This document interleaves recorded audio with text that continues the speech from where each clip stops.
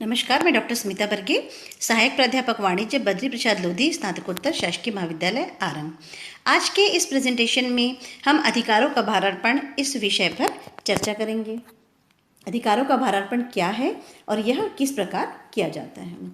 अधिकारों का भारार्पण प्रत्येक संस्था में प्रबंध एवं व्यवस्था का कार्य उच्च या शीर्ष प्रबंध के द्वारा किया जाता है। बड़े बड़े व्यावसायिक संगठनों में जहां बहुत से व्यावसायिक कार्य करते हैं, वहां उच्च अधिकारियों के द्वारा नीति निर्माण एवं महत्वपूर्ण कार्यों पर निर्णय लेने के अलावा दिन प्रतिदिन के किए जाने वाले कार्यभार को अपने से निम्न पद के अधिकारियों को सौंप दिया जाता है। इसी प्रकार उनसे निम्न पद के अधिकारी अपने से निम्न पद के अधिकारियों को सुविधानुसार कार्य का अंतरण करते जाते हैं। यह श्रृंखला तब तक चलती रहती है जब तक कार्य का विभाजन सही तरीके से नहीं किया जा सकता। कार्य का विभाजन करने के साथ साथ उस कार्य को करने के लिए अधिकार भी सौंपे जाते हैं और इसी प्रक्रिया को अधिकारों का भारार्पण कहते हैं। जॉर्ज आर टेरी के अनुसार यदि देखा जाए तो अधिकारों के अंतरण का अभिप्राय किसी निर्दिष्ट कार्य को पूरा करने के लिए एक अधिकारी या संगठन की एक इकाई से दूसरे इकाई को अधिकार प्रदान करने से है। अधिकार के भारार्पण के मूल तत्व। भारार्पण के मूल तत्व या मुख्य कारक जो हैं वो निम्न प्रकार हैं। पहला है कार्यभार सौंपना। सबसे प्रमुख बात है एक प्रबंधक के द्वारा अपने अधीनस्थ को कार्य का भार सौंपना। जब तक एक प्रबंधक अपने अधीनस्थ को कार्यभार नहीं सौंपेगा तब तक अधिकारों का भारार्पण हो पाना संभव नहीं हो पाता है। इसी प्रकार एक प्रबंधक को यह देखना भी अत्यंत आवश्यक है कि जिस व्यक्ति को वह कार्य का भार सौंप रहा है वह व्यक्ति उस कार्य को करने में सक्षम है या नहीं है, उसके योग्य है या नहीं है। क्योंकि यदि जिस व्यक्ति को कार्य का भार सौंपा जा रहा है वह व्यक्ति कार्य को करने में सक्षम न हो तो अधिकारों के भारार्पण का महत्व ही औचित्यहीन हो जाता है। दूसरा है अधिकार प्रदान करना। एक प्रबंधक के लिए अत्यंत आवश्यक है कि अपने अधीनस्थ कर्मचारी को कार्यभार सौंपते समय उस कार्य से संबंधित समस्त प्रकार के अधिकार भी उसे सौंपे ताकि वह उन कार्यों को सुचारू रूप से संपन्न कर सके और सफलता प्राप्त कर सके। जैसे यदि किसी वस्तु के उत्पादन का भार सौंपा जाए तो साथ में उस वस्तु के निर्माण में लगने वाली कच्ची सामग्री, लगने वाले मजदूर एवं अन्य बातों के संबंध में निर्णय लेने का अधिकार भी प्रबंधक के द्वारा अपने से निम्न अधिकारी को देना होगा ताकि वह अपने अधिकार का प्रयोग करते हुए सफलतापूर्वक उस वस्तु का निर्माण कर सके। तीसरा है उत्तरदायित्व का निर्धारण करना। यह अत्यंत आवश्यक होता है कि कार्य को पूरा करने के लिए यदि कार्यभार सौंपा जा रहा है तो उस कार्य का पूरा होना सुनिश्चित किया जा सके। यद्यपि अंतिम उत्तरदायित्व तो प्रबंधक का ही होगा, उच्च अधिकारी का ही होगा, लेकिन फिर भी उच्च अधिकारी यदि कार्य का भार सौंपता है तो ऐसे समय में वह उसके लिए जवाबदेही या उत्तरदायित्व का निर्धारण भी अपने से निम्न अधिकारियों के लिए कर सकता है कि उस अधिकारी ने उस कार्य को सही तरीके से किया है अथवा नहीं किया है, कार्य को संपन्न कर पाया है या नहीं कर पाया है। इसी प्रकार हम यह देख सकते हैं कि भारार्पण के कुछ प्रमुख सिद्धांत हैं जिन सिद्धांतों के ऊपर भारार्पण कार्य करता है। पहला है स्केलर सिद्धांत। स्केलर सिद्धांत एक संस्था में सर्वोच्च प्रबंध से नीचे तक सत्ता के संबंधों की एक श्रृंखला होती है। यह श्रृंखला जितनी स्पष्ट होगी और लोगों के अधिकार एवं कर्तव्य जितने स्पष्ट तरीके से बताए जाएंगे उतना ही सही तरीके से अधिकारों का भारार्पण किया जा सकेगा। यह पता होना अत्यंत आवश्यक है कि अधिकार किसके द्वारा भारार्पित किए गए हैं और किसे भारार्पण किया गया है। प्रत्येक कार्य के लिए जवाबदेह कौन होगा और उस कार्य को करने का अंतिम उत्तरदायित्व किस व्यक्ति का माना जाएगा। अतः स्केलर सिद्धांत के आधार पर अधिकारों का अंतरण किया जाता है। दूसरा है अधिकार स्तर का सिद्धांत। यह सिद्धांत हमको यह बताता है कि प्रत्येक अधीनस्थ को अपने अधिकारों का स्पष्ट रूप से ज्ञान होना अत्यंत आवश्यक है जिससे कि वह अपने से सौंपे गए संबंधित कार्यों में स्वयं निर्णय ले सके और बार बार अपने शीर्ष या उच्च प्रबंध की ओर ना देखे। वह उन निर्णयों पर पूर्ण रूप से सजग रहे, पूर्ण रूप से उन निर्णयों को ले और निर्णयों को लेते हुए अपने कार्य को सफलतापूर्वक पूर्ण कर सके। अतः उनके अधिकारों के स्तर का उनको ज्ञान होना अत्यंत आवश्यक है। आदेश की एकता का सिद्धांत, यह सिद्धांत हमें यह बताता है कि आदेश देने वाला कोई एक व्यक्ति ही होना चाहिए, क्योंकि यदि निचले स्तर पर काम करने वाले व्यक्ति को एक से अधिक व्यक्ति आदेश देंगे तो उसे यह समझ में नहीं आएगा कि आखिर वह किस व्यक्ति के आदेश का पालन करे। अतः आदेश देने वाला कोई एक व्यक्ति होना चाहिए और उसके आदेश का पालन करने वाले व्यक्ति को यह पता होना चाहिए कि वह अपने किस अधिकारी के प्रति पूर्णतः जवाबदेह है। अधिकार एवं उत्तरदायित्व का सिद्धांत, अधिकार एवं उत्तरदायित्व का सिद्धांत यह बताता है कि यदि किसी व्यक्ति को किसी कार्य को करने का उत्तरदायित्व निर्धारित किया जाता है तो ऐसे समय में उस व्यक्ति को उस कार्य के संबंध में अधिकारों को भी दिया जाना चाहिए। अधिकार एवं उत्तरदायित्व में समता का होना अत्यंत आवश्यक है। यदि अधिकारों के साथ साथ उत्तरदायित्व का वहन करना और उत्तरदायित्व के साथ साथ अधिकारों का हस्तांतरण करना समान रूप से नहीं किया जाएगा तो निम्न स्तर का कर्मचारी अपने कार्य को सही आधार पर नहीं कर पाएगा, क्योंकि वह यह नहीं समझ पाएगा कि जिस कार्य को उसको करना है वह कार्य वह किस स्तर तक कर सकता है, उसके अधिकार क्या हैं और उसके उत्तरदायित्व का क्षेत्र क्या है। भारार्पण के प्रकार, भारार्पण कई प्रकार के हो सकते हैं, लेकिन मुख्य रूप से यहाँ पर हम जब भारार्पण के प्रकारों को देखते हैं तो पहला है सामान्य एवं विशिष्ट भारार्पण। सामान्य भारार्पण एक अधीनस्थ प्रबंधक को उसके उच्च प्रबंध के द्वारा दिए जाने वाले समस्त प्रबंधकीय कार्यों से संबंधित होता है, जैसे नियोजन करना, संगठन रचना करना, निर्देशन करना, नियंत्रण करने का अधिकार देना, यह सब सामान्य अधिकार के भारार्पण कहे जाते हैं। जबकि विशिष्ट अधिकार भारार्पण तब कहा जाता है जब एक प्रबंधक अपने से नीचे के प्रबंधक को किसी विशिष्ट कार्य को करने के लिए अपने अधिकार का भारार्पण करता है। जैसे एक प्रबंधक के द्वारा एक विशिष्ट निविदा या टेंडर को पूरा करने के लिए या किसी ठेके को पूरा करने के लिए अपने से नीचे के प्रबंधक को उस कार्य को सौंपा जाए और उसके उत्तरदायित्व को पूर्ण करने के लिए कहा जाए तो यह एक विशिष्ट भारार्पण हो जाएगा। औपचारिक या अनौपचारिक भारार्पण। औपचारिक भारार्पण वह होता है जो स्पष्ट रूप से लिखित या मौखिक रूप में नीति निर्धारण के तहत एक संस्था के अधिकारी के द्वारा अपने से नीचे के कर्मचारी को दिया जाता है, उसे हम औपचारिक भारार्पण कहते हैं। जबकि अनौपचारिक भारार्पण वह होता है जिसके अंतर्गत अधीनस्थ स्वतः ही अपने ऊपर कार्य का भार सौंपे जाने के बाद कुछ अधिकारों एवं उत्तरदायित्वों को उत्पन्न समझ लेता है और उसको करता है, जिससे कि वह अपने कार्य को सफलतापूर्वक कर सके।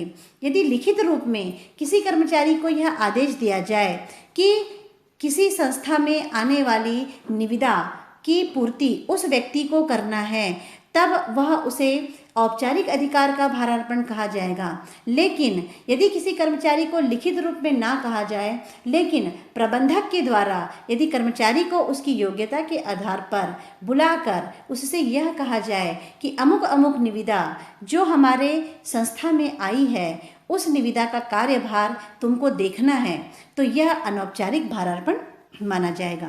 लिखित एवं मौखिक भारार्पण। लिखित रूप से आदेशों को प्रदान करना लिखित भारार्पण कहलाता है और मौखिक रूप से अपने से नीचे के कर्मचारी को किसी आदेश को देना मौखिक भारार्पण कहलाता है। ऊर्ध्वाधर या क्षैतिज भारार्पण। ऊर्ध्वाधर या क्षैतिज भारार्पण को हम अधोगामी या ऊर्ध्वगामी भारार्पण भी कहते हैं। यदि वरिष्ठ प्रबंधक, शीर्ष प्रबंध, उच्च अधिकारी अपने से नीचे के अधिकारी को अधिकार का भारार्पण करता है और फिर वह अधिकारी अपने से नीचे के अधिकारी को अधिकार का भारार्पण करता है, तब ऐसे समय में हम उसे ऊर्ध्वाधर भारार्पण कहते हैं, जबकि क्षैतिज भारार्पण या अंतरण तब माना जाएगा जब दो एक ही समान पद रखने वाले व्यक्ति अपने से संबंधित कुछ अधिकारों को दूसरे पद के व्यक्ति को अंतरित करते हैं, तब उसे हम ऊर्ध्वाधर या क्षैतिज भारार्पण कहते हैं। क्षैतिज भारार्पण मुख्यतः संस्थाओं में देखने में कम आता है, जबकि भारार्पण अक्सर ऊर्ध्वाधर रूप में ही किया जाता है।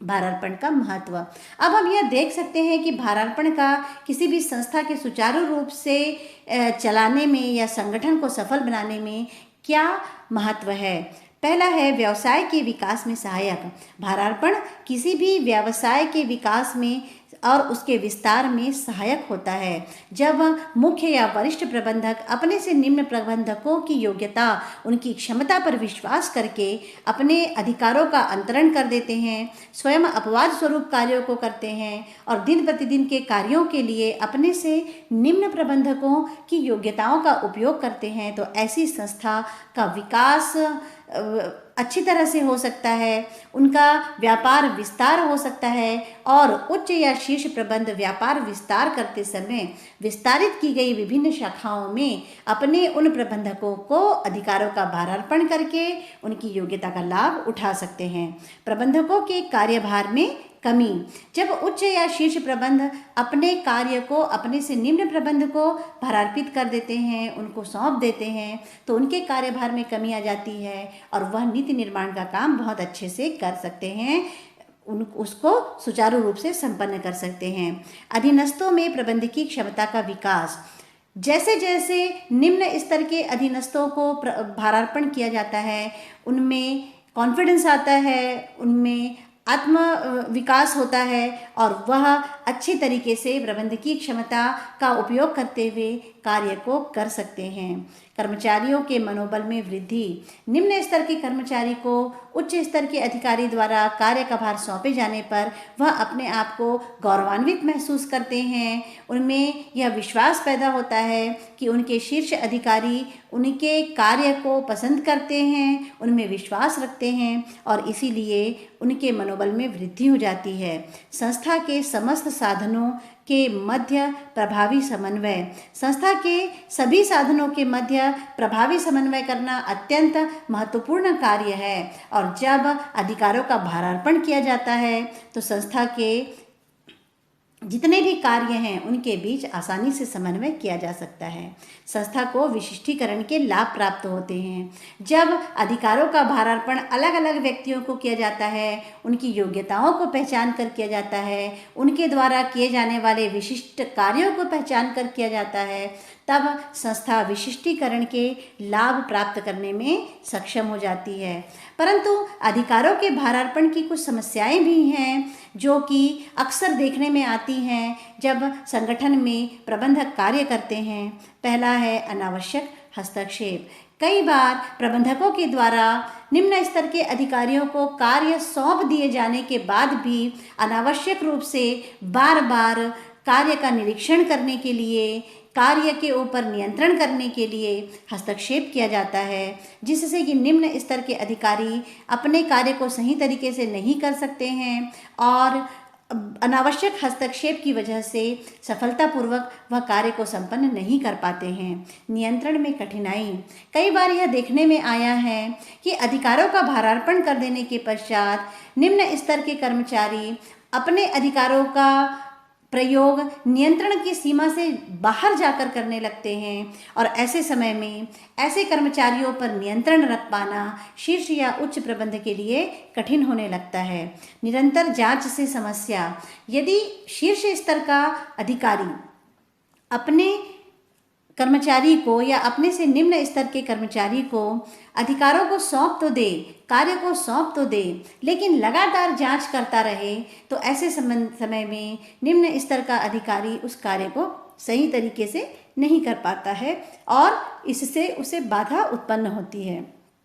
अधीनस्थों पर विश्वास में कमी। कई बार यह भी देखने में आया है कि शीर्ष स्तर के प्रबंधकों को अपने अधीनस्थों में विश्वास में कमी होती है। वह कार्य सौंपना ही नहीं चाहते हैं क्योंकि वह ये सोचते हैं कि पता नहीं ये अधीनस्थ इन कार्यों को सही तरीके से कर पाएंगे या नहीं कर पाएंगे, क्योंकि आखिर अंतिम उत्तरदायित्व तो शीर्ष प्रबंधक का ही होता है। अतः ऐसे अधिकारियों के द्वारा अपने कर्मचारियों को या तो अधिकारों का भारार्पण किया ही नहीं जाता, और या तो किया जाता है तो अनावश्यक रूप से उसमें बार बार हस्तक्षेप किया जाता है, जो कि भारार्पण में कठिनाई उत्पन्न करता है। अधीनस्थों में शंकाएं। अधीनस्थ कर्मचारियों में भी कई तरह की शंकाएं मौजूद होती हैं, जैसे अधिकारों का भारार्पण स्थायी रूप से ना करके कई बार टेम्पररी या तात्कालीन रूप से भी किया जाता है। ऐसे समय में अधीनस्थ कर्मचारी यह सोचकर डरता है कि आज उसको जो अधिकार दिए गए हैं उन अधिकारों का प्रयोग करके यदि वह कोई निर्णय लेता है तो उस अधिकार के उसके पास नहीं रह जाने के बाद में उस निर्णय का उसके करियर के ऊपर, उसकी प्रगति के ऊपर, उसकी पदोन्नति के ऊपर किसी तरह का कोई गलत प्रभाव ना पड़े, या उसके द्वारा लिए गए निर्णयों की वजह से यदि शीर्ष प्रबंध उससे नाराज हो जाएगा तो ऐसे समय में उसका विकास रुक जाएगा। इस तरह की बातें उसके दिमाग में आती हैं, और जब वह इस तरह की बातें सोचता है, इस तरह की शंकाओं से घिरा रहता है, तो वह अपने अधिकारों का प्रयोग करने में संकोच महसूस करता है और सही तरीके से अपने अधिकारों का प्रयोग नहीं करता। इस तरह हम यह देख सकते हैं कि भारार्पण एक समुचित एवं अच्छी प्रणाली होने के बावजूद भी इसमें कुछ समस्याएं हैं। यदि अधिकारों का भारार्पण सही तरीके से किया जा सके, अधिकारों का भारार्पण उचित तरीके से किया जा सके, तो प्रबंधकों के रचनात्मक और अच्छे विचारों का संगठन के लिए प्रयोग कर पाना संभव हो सकेगा। प्रबंधक पूर्ण सद्भाव के साथ अधिकार का अंतरण करते हुए अधीनस्थों की योग्यता और उनके कर्तव्य परायणता का चयन करते हुए यदि अधिकारों का भारार्पण करते हैं तो निस्संदेह संगठन का कार्य सुचारू रूप से चलेगा और एक संगठन सफलता के परम सीमा तक पहुंचने में सक्षम हो सकेगा। प्रस्तुत प्रेजेंटेशन में संदर्भ के रूप में SBPD पब्लिशिंग हाउस आगरा द्वारा प्रकाशित व्यवसाय प्रबंध के सिद्धांत RC अग्रवाल द्वारा रचित एवं साहित्य भवन पब्लिकेशंस आगरा द्वारा प्रकाशित व्यवसायिक प्रबंध के सिद्धांत डॉक्टर RC गुप्ता द्वारा रचित पुस्तकों को लिया गया है। धन्यवाद।